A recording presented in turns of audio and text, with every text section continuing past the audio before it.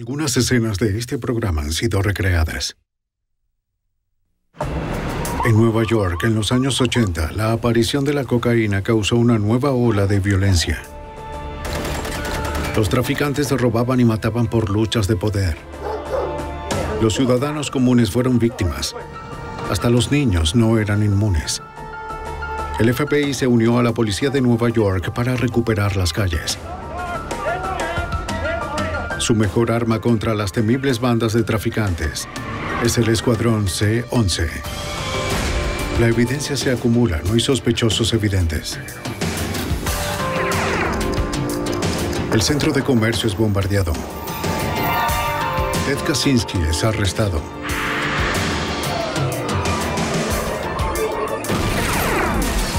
Fugitivo a un prófugo.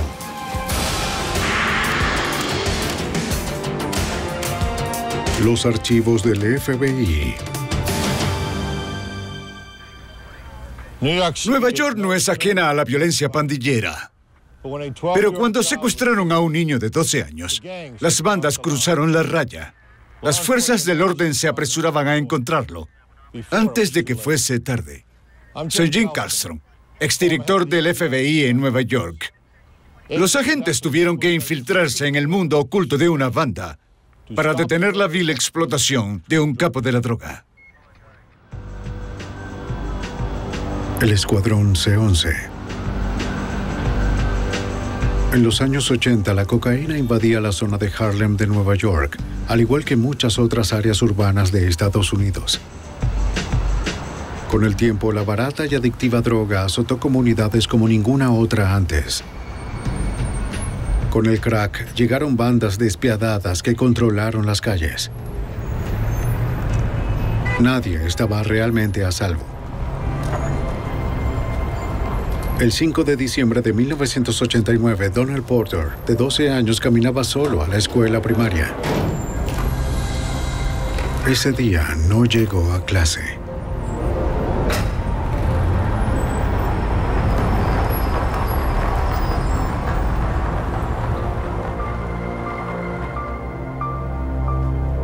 Al no llegar a casa después de la escuela, su familia se preocupó. No lo encontraban en el vecindario. A las 9 de la noche, la hermana de Donnell recibe una llamada. Sí. Un hombre le dijo que Donnell estaba secuestrado. Quería $500,000 o mataría al niño. ¡Dentro del baño de hombres! La hermana dijo que la familia no tenía tanto dinero. Al hombre que llamaba no le importó. Sí. Le advirtió que no llamaran a la policía y les dijo que fueran a un restaurante en la estación 125 de la calle Broadway. ¡Bajo el lavabo! Detrás de un bote de basura en la habitación, hallarían la prueba de que hablaba en serio. ¿Viste?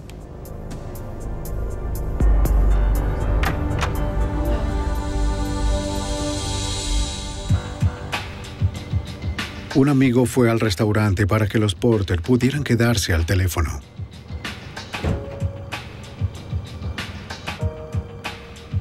No sabía si era un montaje.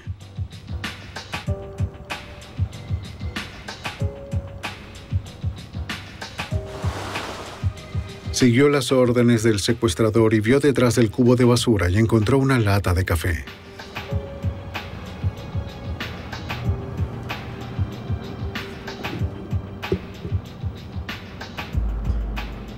Dentro había 2 anillos, una cinta de audio y un dedo del niño.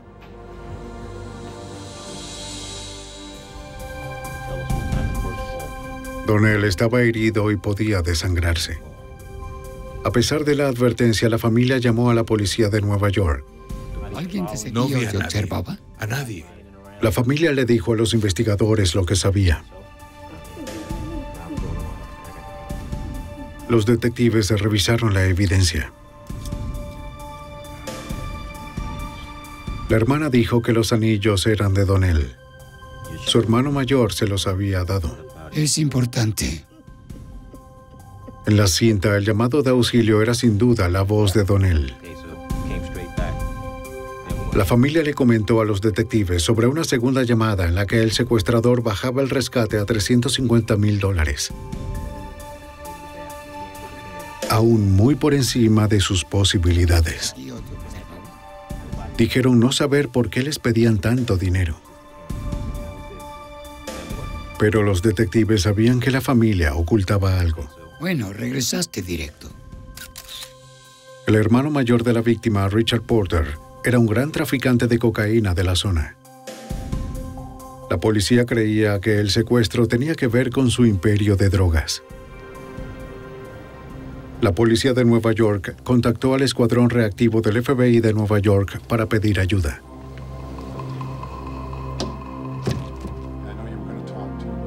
Al agente especial David Higgins, experto en narcóticos, le pidieron que diera más detalles sobre Richard Porter. Cualquier cosa.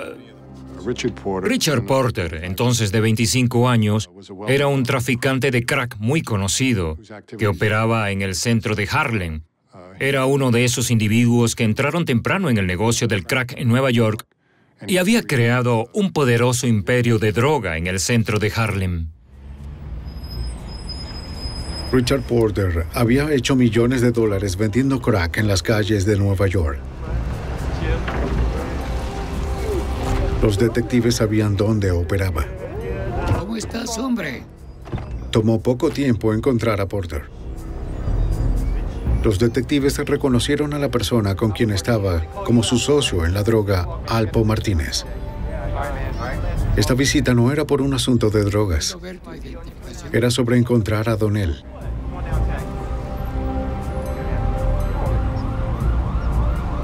Porter accedió a ir a la estación a un interrogatorio, aunque dijo no saber cómo ayudar.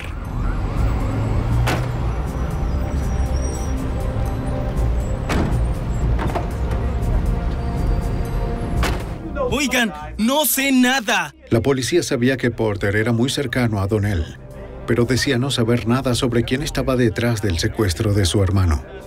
En las calles esto suele resolverse sin la policía. Dame sus nombres. Son tus amigos.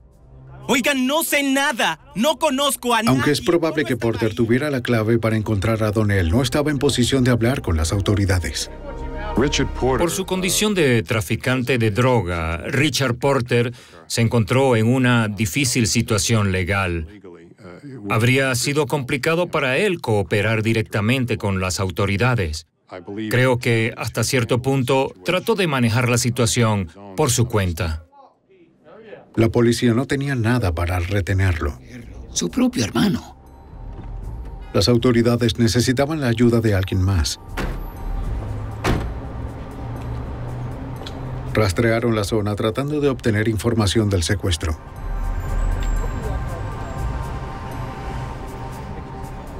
En un vecindario tan unido, alguien tenía que haber oído algo sobre Donnell. Pero los residentes tenían demasiado miedo de hablar. Las bandas violentas de Harlem tenían oprimida a la comunidad.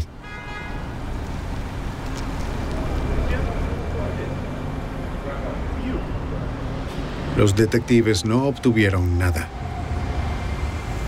Con cada día que pasaba, los agentes del Distrito Policial 32 de Nueva York sabían que las probabilidades de que Donnell sobreviviera disminuían.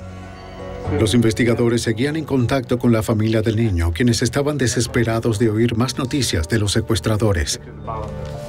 Una semana después del rapto, la familia recibió una nota. En ella, los secuestradores decían que Donnell seguía vivo. Exigían su pago. Pero no hubo más llamadas de rescate. Sin pistas del paradero del niño y sin nadie que cooperara, la policía estaba en un punto muerto. De alguna forma debían presionar a Richard Porter para que cooperara. O esperar que pagara el rescate de Donnell. Pero el 4 de enero de 1990, un mes después del secuestro de Donnell, el cuerpo de su hermano, el jefe de la droga, Richard Porter, fue encontrado en un parque del Bronx. Recibió 2 disparos en la cabeza y el pecho. No quedaba nadie que pagara el rescate. Se asumió ampliamente que la muerte de Richard estaba relacionada con el secuestro y que pudo haber sido el resultado de un pago del rescate que salió mal. Sin embargo, se supo que cuando descubrieron el cuerpo, tenía $2,000 en su billetera. Sus joyas estaban allí. Parece que su auto estaba cerca. Así que había preguntas sobre las razones reales detrás de su asesinato. Los dedos del niño. Con la muerte de Richard Porter, los investigadores pierden la conexión más cercana con el niño desaparecido. Para encontrar otra fuente, aumentaron la presión sobre traficantes de mayor rango de la organización de Porter. Ya no nos mientas. Te atrapamos con esta cantidad de droga. Son 30 años de prisión. Con cargos por narcotráfico, les ofrecieron indulgencia a cambio de información. Algunos dijeron que el socio de Porter, Alpo Martínez, podía estar involucrado. Otros decían que podía ser una infame pandilla de Harlem llamada la Banda del Pastor.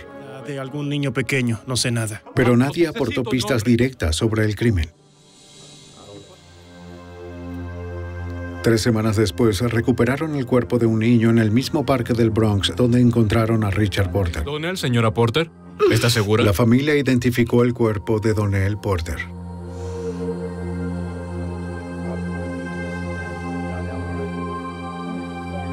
La causa de la muerte fue un golpe contundente en la cabeza.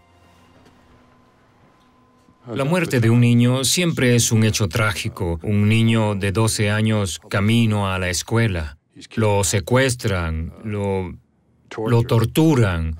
Se oye en la cinta pidiendo ayuda a su familia. El asesinato de Donnell impactó a toda la comunidad de Harlem, aunque la violencia allí era algo cotidiano. En ese momento, el sargento James Maher trabajaba en el famoso Distrito 32 de la Policía de Nueva York, donde vivía Donnell.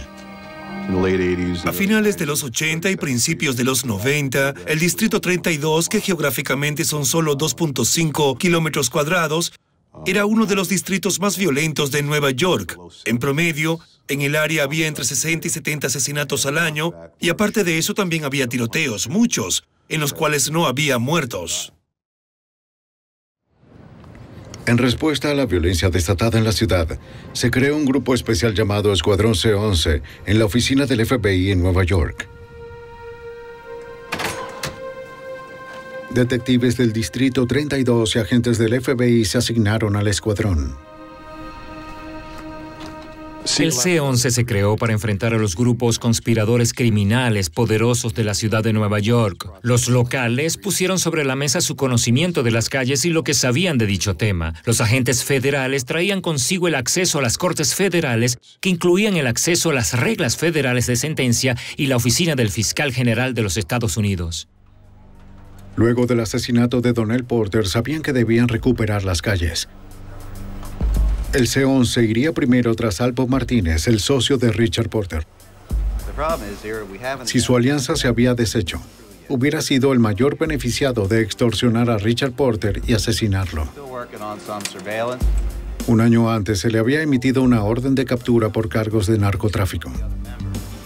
Pero al no encontrar a Martínez, los fiscales federales tuvieron que retirar la orden. En las computadoras de la policía, el Escuadrón C-11 marcaba los nombres de socios conocidos de Alpo Martínez. Si alguno era arrestado, serían notificados.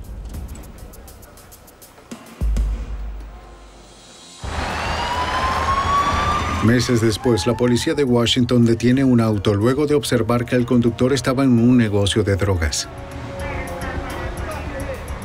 El conductor era un conocido mensajero de Alpo Martínez.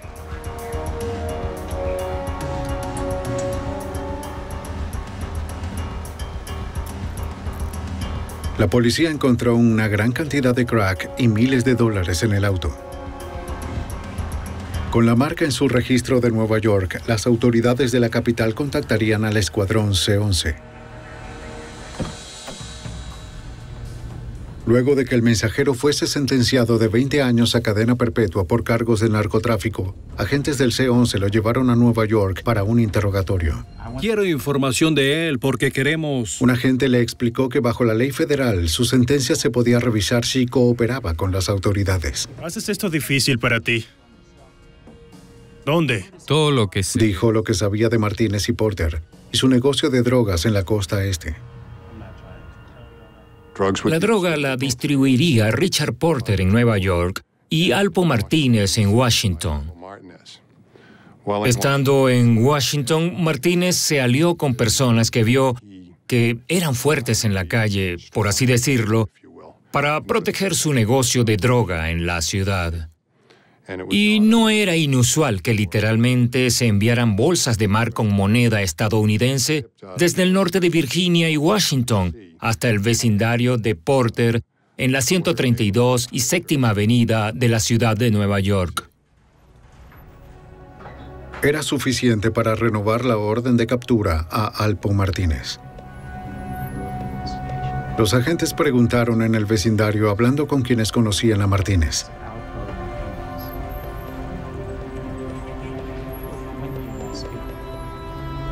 La mayoría temía hablar. Finalmente, los agentes se enteraron de que el fugitivo iba a recoger el auto de su mujer en un concesionario del norte de Nueva Jersey. Agentes encubiertos vigilaban el concesionario. No sabían si Martínez llegaría, pero sabían que le gustaban los autos rápidos.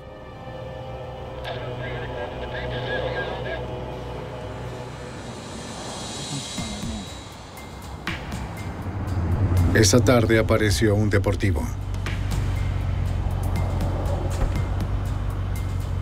Vieron bajarse a un pasajero, pero no era Martínez. Ahí va, se dirige al edificio. Viene para acá. Todavía no puedo identificarlo. Los agentes no veían si el fugitivo conducía. ¿Lo puedes ver? Debían arriesgarse a mirar de cerca. Si podían arrestar a Martínez, podría ayudar a resolver los asesinatos de Richard Porter y su hermano de 12 años, Donnell. Un agente identificó visualmente a Martínez como conductor. Envió una señal de aprobación, pero antes de que el equipo de arresto pudiese responder, Martínez se fugó.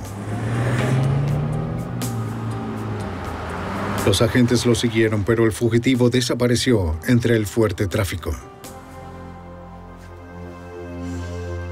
Con Alpo Martínez a un fugitivo, el secuestro y asesinato de Donnell Porter, de 12 años, seguía sin resolverse. El secuestro y asesinato de Donnell Porter, de 12 años, demostró que las pandillas de la droga en Harlem estaban desatadas. El escuadrón C-11 del FBI sabía que el asesinato estaba relacionado con el hermano del niño, el traficante de crack Richard Porter, pero también había sido asesinado. El C-11 creía que encontrar al socio de Porter, Alpo Martínez, podría dar respuestas.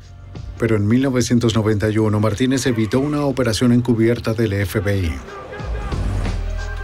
Del incidente, el FBI obtuvo su número de matrícula y alertó a la policía de Nueva York de estar en búsqueda del vehículo. Al día siguiente, la policía lo vio estacionado en una calle en Harlem.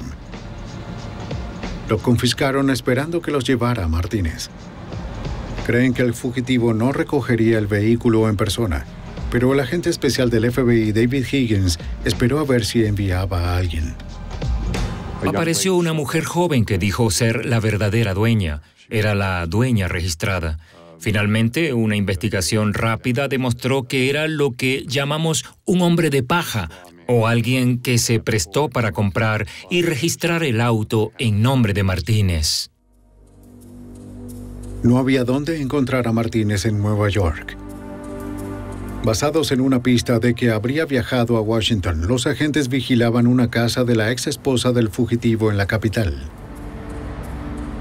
A primeras horas del 7 de noviembre de 1991, avistaron a Martínez entrando al vehículo de su ex esposa. Esta vez, él no conducía. En cuanto arrancaron, el FBI hizo su jugada.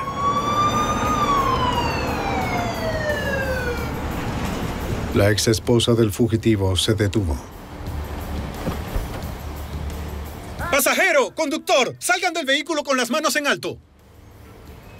¡Las manos sobre el vehículo! La cocaína que traía consigo ayudó a fortalecer el caso en contra de uno de los mayores traficantes de la costa este. Finalmente, Martínez se declaró culpable de una acusación en el distrito oeste de Virginia que lo acusó de traficar cerca de 1.000 kilogramos de cocaína. El valor total serían $20 millones. Richie Rich, ¿quién lo mató? Los investigadores también tenían evidencia contra Martínez por varios asesinatos de bandas. ¿El pequeño? No sé nada de eso. Le dijeron que sabían que era socio de Richard Porter, así que él se benefició de la muerte de Donnell y Richard. Secuestraste a Donnell para poder. Me estaba buscando evitar la pena de muerte, Alpo Martínez accedió a cooperar. Me engañó, me engañó. Admitió haber matado a su socio Richard Porter. Como siempre hacemos los fines de semana, o lo que sea. No parecía que... Martínez había empezado a sospechar que su socio le había estado robando cientos de miles de dólares. A partir de allí. Dijo que más de un año antes, el 4 de enero de 1990, él y un socio habían llevado a Richard Porter a dar un paseo. Casi de inmediato, Martínez y el socio le dispararon. Dejaron su cuerpo en un parque del Bronx, donde lo encontraron al día siguiente. ¿De qué hablan? ¡No maté al niño! Martínez juró que era solo por deudas de drogas. No maté al pequeño Donnell. No tenía nada que ver con el rapto y asesinato de Donnell Porter. No había evidencia ni testimonio que lo vincularan con ese crimen. ¿Y qué pasó? Recibió prisión de por vida. Aunque habían detenido a un gran narcotraficante, las investigaciones locales y federales del Escuadrón C-11 no estaban cerca de resolver el asesinato de Donnell Porter. Richie Porter. Revisaron información que ya tenía el FBI sobre otros capos de Harlem, que podrían haberse beneficiado de extorsionar y matar a Richard Porter. Porter era conocido como Richie. Tenemos un par de... Una banda se destacaba como posible sospechosa. Eran conocidos como la Banda del Pastor. El líder era Clarence el Pastor Hitley. El agente especial del FBI, Joe Walsh, ex agente del Escuadrón C-11, sabía que el pastor y su banda eran muy poderosos y peligrosos. La Banda del Pastor reinó la zona por mucho tiempo. El pastor dominaba las calles de Harlem desde comienzos de los 70 y todos lo conocían por su apodo, la Mano Negra de la Muerte, y todos le tenían terror. El sargento de la policía de Nueva York, James Maher, del Escuadrón C-11, sabía que el pastor tenía fama de violento, pero el gángster era un personaje elusivo en Harlem. Todos en el Distrito 32, sin importar a qué iglesia iban, si eran comerciantes o traficantes de droga locales, todos tienen una historia del pastor. Todos saben quién es él. Si le pides a alguno o a la mayoría que te describa al pastor, no podrán hacerlo. Porque este sujeto era una infame leyenda en Harlem. Los integrantes del submundo de la droga en Harlem se habían repartido el área en zonas. Cada cuadra, cada callejón era la zona establecida de un traficante.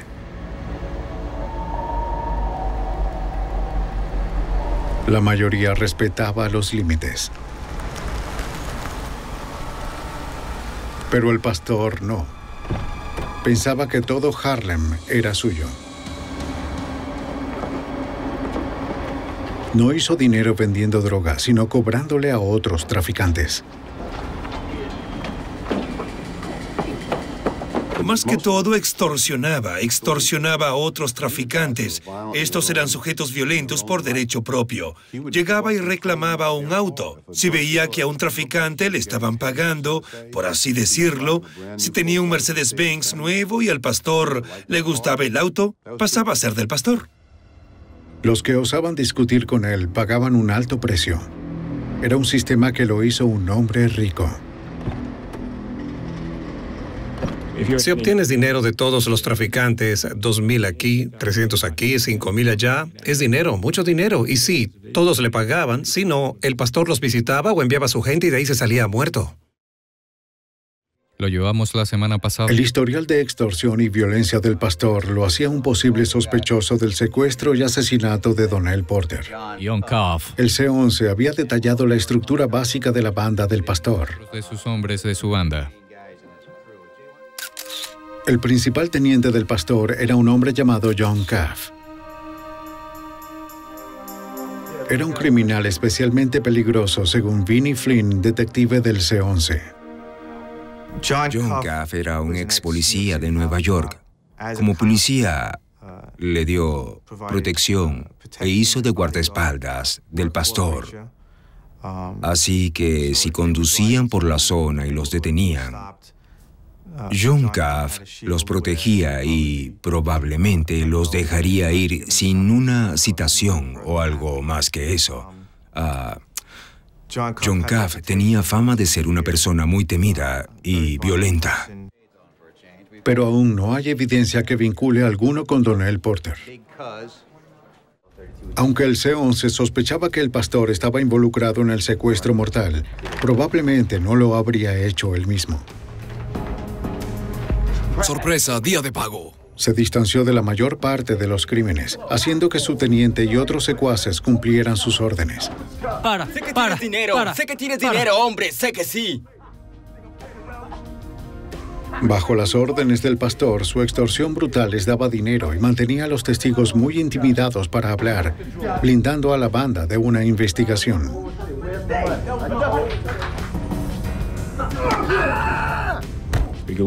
Íbamos a una tienda o algún lugar en Harlem y decíamos, sabemos que estuvo aquí y el hombre podía tener un yeso en la mano. Sabemos que rompió tu mano. Y el dueño del lugar diría, no sé de qué hablan, y pues esa tienda estaría pagando renta o alguna vacuna al pastor. Pero nadie decía nada. Con la gente atemorizada de hablar, los crímenes se acumulaban.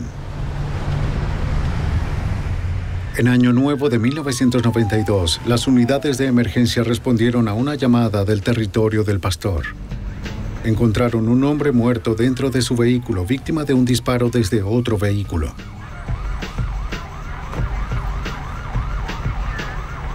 Su familia sobrevivió al terrible hecho. Describieron cómo los matones se detuvieron a un lado y abrieron fuego.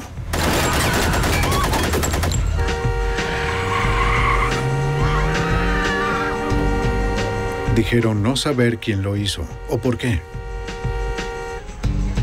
Al igual que el secuestro de Donnell, nadie del vecindario admitió haber visto nada.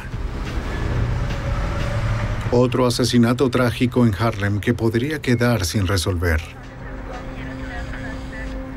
El escuadrón C-11 debía romper el código de silencio forzado y hacer hablar a las personas. Un impactante tiroteo se suma a la lista de asesinatos no resueltos en Harlem. Con los testigos demasiado atemorizados de hablar, el caso estuvo abierto por 2 años. Luego, en 1994, el escuadrón C-11 encontró un testigo que dijo que el atacante era miembro de la banda del pastor llamado Malik. El detective Vinnie Flynn supo que Malik tenía fama de violento. Se convirtió en una suerte de director de seguridad de la organización del pastor. Estaba a cargo de un grupo conocido como los conserjes. Ellos lidiaban con los problemas y limpiaban los desastres de la banda. No podía ser un conserje a menos que asesinaras a alguien. Para saber más sobre Malik y la banda del pastor, el C-11 trató de enviar agentes encubiertos. El hombre está parado cerca del... Pero era otro callejón sin salida, de acuerdo con el agente especial del FBI, Joe Walsh. No podíamos simplemente entrar y hacer una operación encubierta para comprarle droga al pastor, porque era muy cuidadoso. Era un hombre muy inteligente y no podíamos llegar muy cerca de él encubiertos. El pastor era estricto. Le ordenaba a quienes extorsionaban no vender a nuevos compradores y mantener un bajo perfil en la calle. Los investigadores necesitaban un testigo con lazos directos con la banda.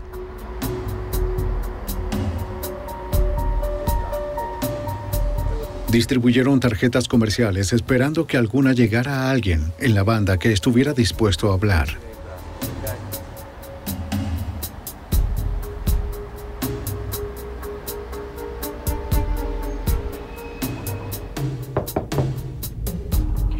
Su paciencia dio frutos.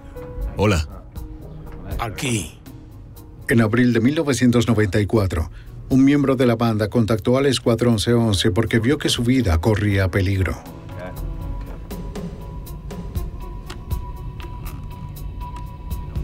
Dijo que el pastor había empezado a perseguir a los propios miembros de la banda. El próximo. Sí. El pastor había asesinado a 2 de los socios informantes. Queremos que veas unas fotos. Temiendo ser el próximo, le pidió protección al sargento James Meyer. Quien era un asesino a sangre fría fue quien se convirtió en informante. Tenía tanto miedo del pastor y de ser asesinado como sus compañeros, que acudió a mí, a nosotros, para darnos información de crímenes específicos, para hablar de crímenes que pasaron años sin resolverse.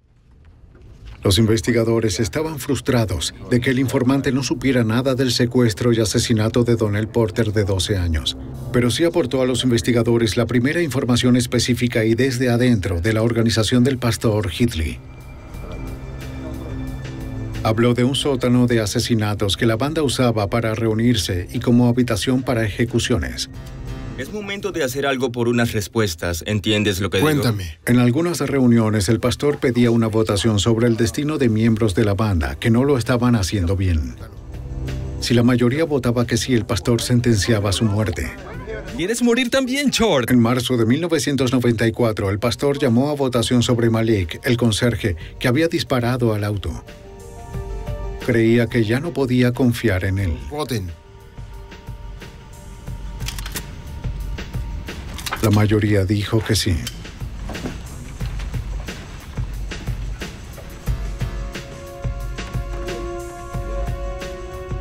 Oye, ¿qué hay? El pastor mandó a llamar a Malik. ¿Cómo están? Bien. Todo bien. ¿Qué están haciendo? Bien. Todo bien. Sí, todo bien. Oye, no te veía desde hacía mucho. Todo bien. ¿Cómo estás? Hola, ¿Cómo viejo. andan? ¿Qué hay? Malik pensó que estaba allí para eliminar a un miembro de la banda con quien había peleado en el pasado. ¿Qué piensas, hombre? ¿Sí? Habla, dinos. Sin darse cuenta de que él era el objetivo. Malik se emocionó cuando lo invitaron a ir al sótano. Será mejor que bajes. Si bajas al sótano, alguien está detrás de ti y te siguen, no saldrás vivo. Tú, Shine. Te Hagamos digo, esto, haremos Shine. Hagamos esto. Haremos esto, hombre. Por favor, ¿qué pasa? ¿Qué pasa, hombre? ¿Qué pasa? ¿Qué hacen? Oye, pastor. El pastor le dijo a Malik que debía morir. Estaba ganando demasiada importancia en la organización. ¿Qué hacen? El pastor no lo toleraría. ¿Qué pasa? Malik rogó por su ¿Qué vida, está sucediendo, hombre? pero la orden estaba dada. Toma la sierra, hijo. Límpialo. Bajo las órdenes del pastor, otros conserjes usaron una sierra circular para desmembrar a Malik.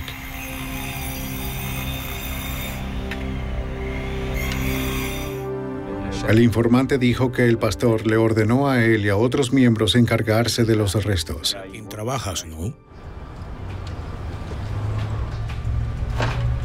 Rociaron ácido en los brazos de Malik para quitarle tatuajes de la banda que podían vincularlo con ellos. Luego dejaron los restos en varios edificios abandonados.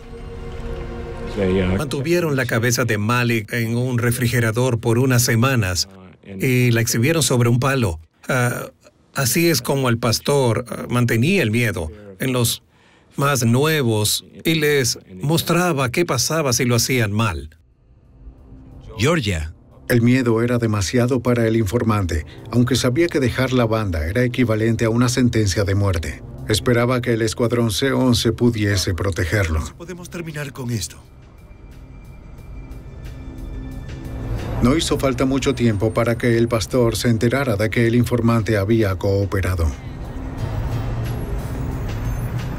Un día el informante salía de un juzgado en Nueva York cuando vio al pastor y a Kaff. Estaba seguro de que estaban ahí para raptarlo y matarlo.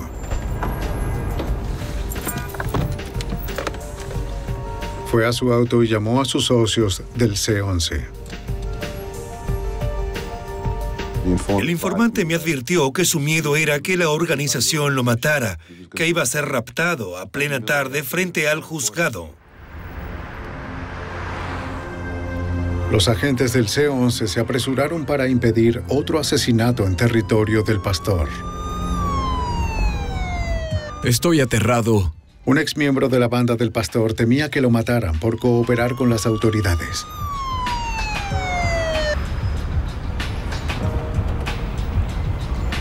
¡Salgan del auto! ¡Fuera del auto! Agentes y detectives del Escuadrón C-11 del FBI llegaron a apoyarlo justo a tiempo.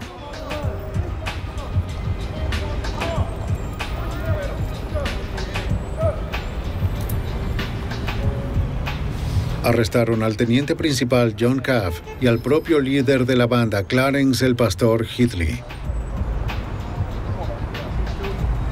El sargento James Meyer y los otros agentes revisaron el vehículo. ¿Qué tenemos aquí? Había evidencia dentro del auto, incluyendo información de mi informante, máscaras, cinta. Era probable que lo que temía mi informante era cierto. Lo iban a secuestrar ese día. Pero nadie podía probar que los hombres matarían al informante. 20 minutos, todo lo que tomó, te lo dije. El pastor y Caff fueron liberados. Vamos, hombre, tengo cosas que hacer. Apúrate. El incidente hizo que la investigación del Escuadrón C-11 sobre la banda se hiciera pública. 20 minutos fue todo lo que tomó. Buen día, oficial. Fue entonces que se hizo notorio que el FBI los investigaba. Es decir, vieron al detective que conocen del Distrito 32. Cuando él hace el arresto, lo hace con agentes del FBI. Se volvió obvio para Caff y el pastor que el FBI estaba encima de ellos.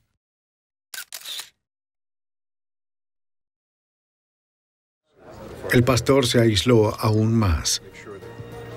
El FBI tendría que atraparlo yendo tras su organización. Para proceder, usarían estatutos federales contra el crimen conocido como RICO.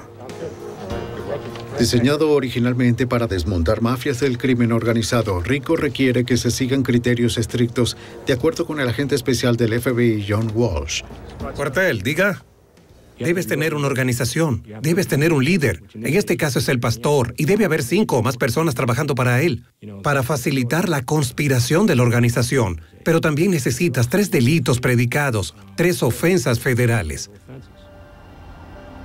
Los investigadores del Escuadrón C-11 vigilaron a la banda del pastor juntando evidencia de ofensas para sustentar el caso RICO. Notan que algo anda mal en la banda. Parecía que la presión de la investigación del C-11 ya estaba afectando al pastor. Por un informante, los agentes se enteraron de que incluso ordenó el asesinato de su teniente principal, John Caff. Los agentes estaban obligados a advertir a Caff. John Caff, le mostré mi placa y él me dice, sé quién eres, no tienes que mostrarme tu placa. Y yo le dije, John, solo quería decirte que tu vida corre peligro. Y cuando lo vi a los ojos, parecía no sentir nada. Luego me dijo, todos me quieren muerto. Vamos, hombre, ¿vas a entrar? ¡Vamos! Caff no se alarmó por la amenaza. Aunque el pastor reforzaba su control sobre sus hombres, los investigadores aún necesitaban más evidencias de los crímenes de la banda para sustentar la investigación criminal.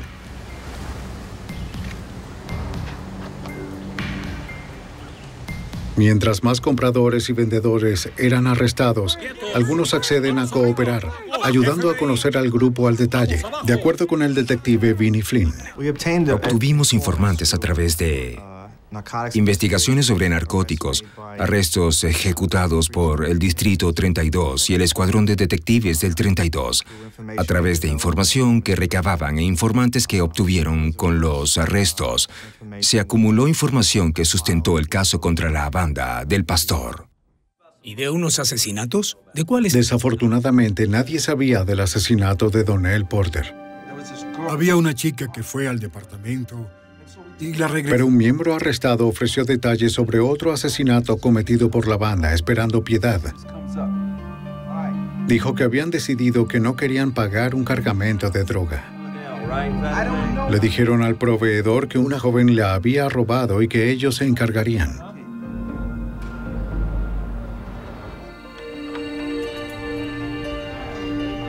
Era una madre soltera que a veces trabajaba de mensajera para la banda.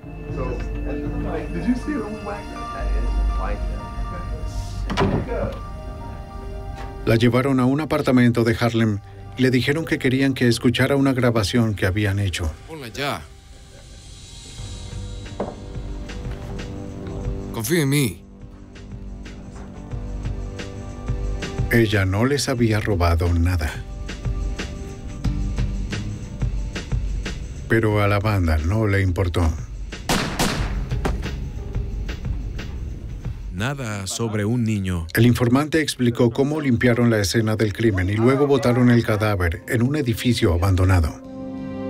No recordaba exactamente en cuál edificio.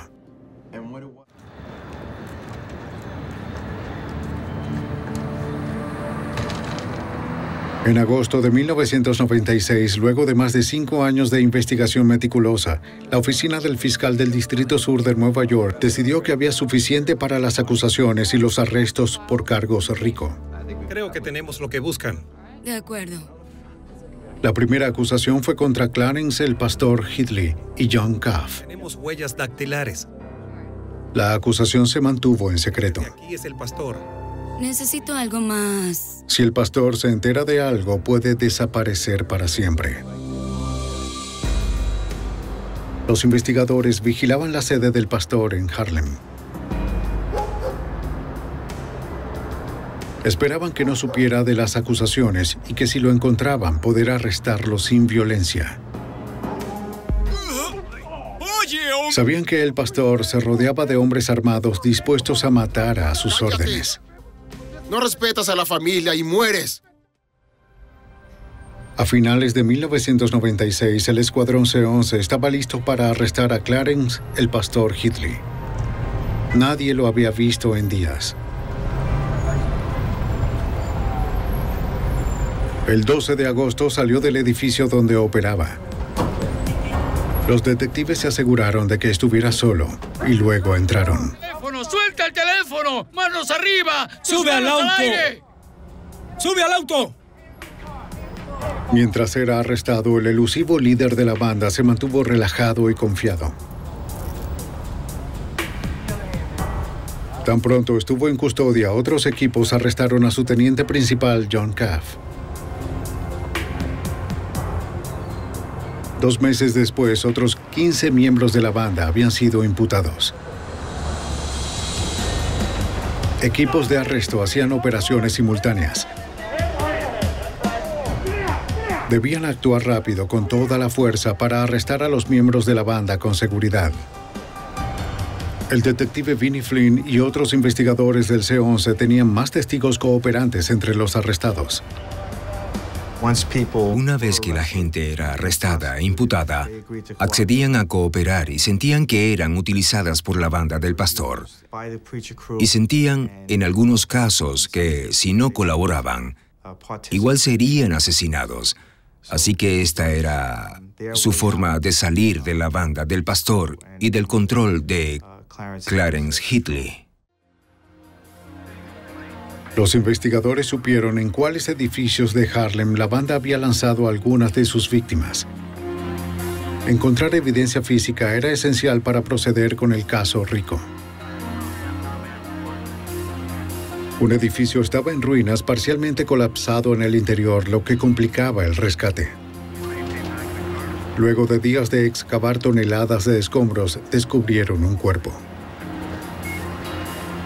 Pruebas determinaron que el cuerpo era de la joven madre asesinada como una coartada por drogas robadas. Le habían disparado en un apartamento de un edificio cercano.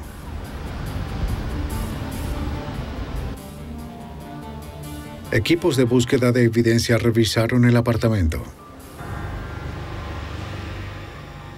Ese era el apartamento donde tuvieron la cabeza de Malik en el refrigerador.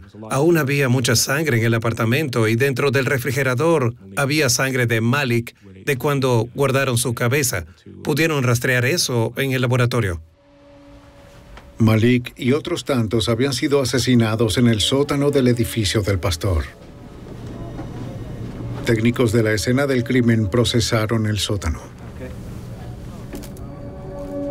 Los miembros arrestados dicen que Pastor los hacía esparcir ácido bórico luego de cada asesinato. La mayor parte del sitio estaba limpia. Ahí, justo ahí. Pero los técnicos encontraron rastros de sangre en las ventanas y en la sierra que usaron para desmembrar a Malik. Pero la investigación no había terminado. El rapto y asesinato del menor Donnell Porter no estaba resuelto. Buenos días, caballeros. Tomen asiento.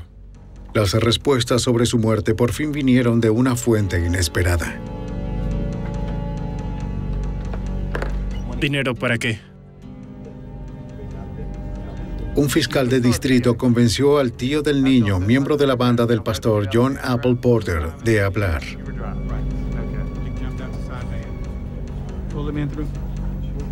Era uno de los pocos miembros fuertes de la banda que estaba libre y se creía que era un soplón. Habían atentado contra su vida 2 veces.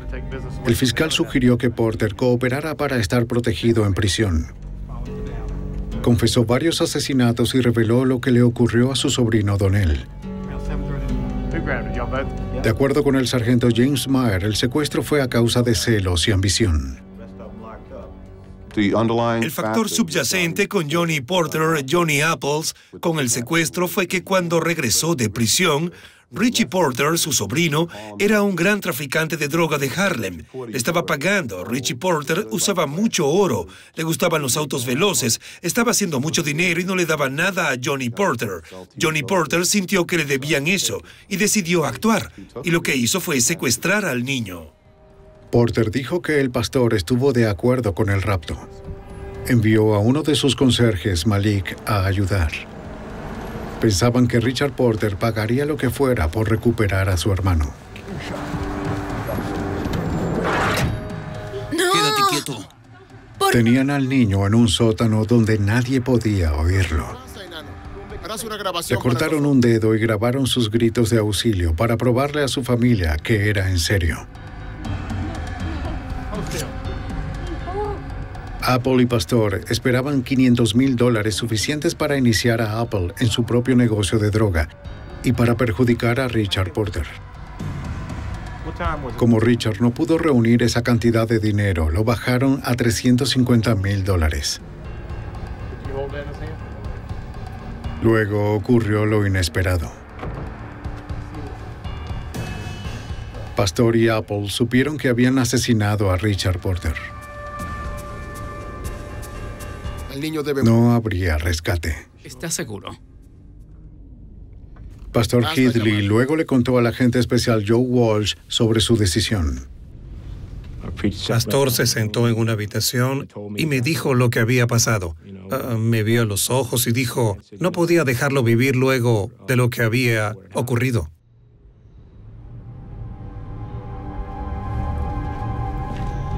Sí. John Porter insistió en que fue Malik quien lo mató. ¿Verdad? Malik luego fue asesinado y desmembrado bajo órdenes del pastor.